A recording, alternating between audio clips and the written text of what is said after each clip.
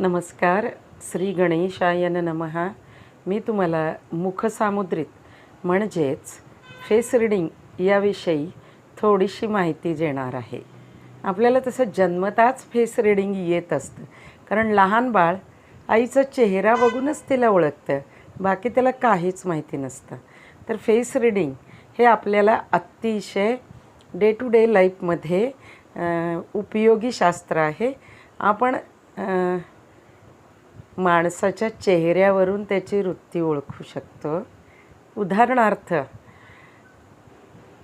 त्रिकोणी जर चेहरा असेल, उलटा त्रिकोणी चेहरा, तर ही अग्नितत्वाची दाहक माणसं असतात. त्यांच्याशी तुम्ही जपूनच बोला.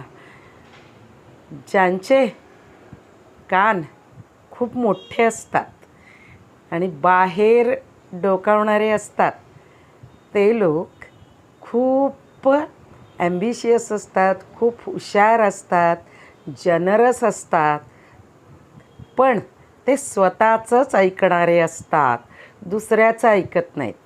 पण ज्यांचे कान छोटे आहेत, म्हणजे बघताक्षणी आपल्याला ते लहान दिसतात, आयब्रोजच्यापेक्षा त्या कानांची उंची कमी असते, तर असे लोक हे खूप लॉयल असतात, सहकार्य करणारे असतात, हार्ड वर्कर असतात. एखाद्या गोष्टीचा पाठपुरावा केला तर ते ती गोष्ट पूर्णच करतात. तर तुम्हाला तुमच्या ऑफिसमध्ये जर इंटरव्ह्यूमधून कोणाला निवडायचं असेल, तर अशा छोट्या कानांच्या लोकांना निवडा.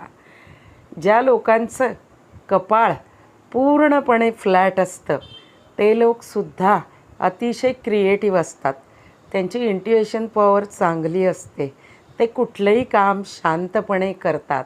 तर अशा लोकांना नक्की तुम्ही प्रेफरन्स द्या आपल्या आयुष्यामध्ये.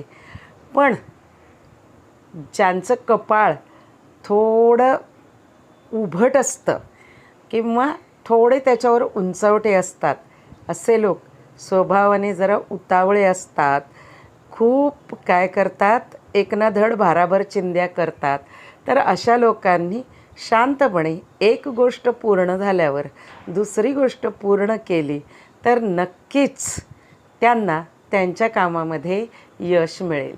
तर आपल्याला फेस रीडिंगचा व्हिडिओ कसा वाटतो आहे नक्की मला कॉमेंट्समध्ये कळवा.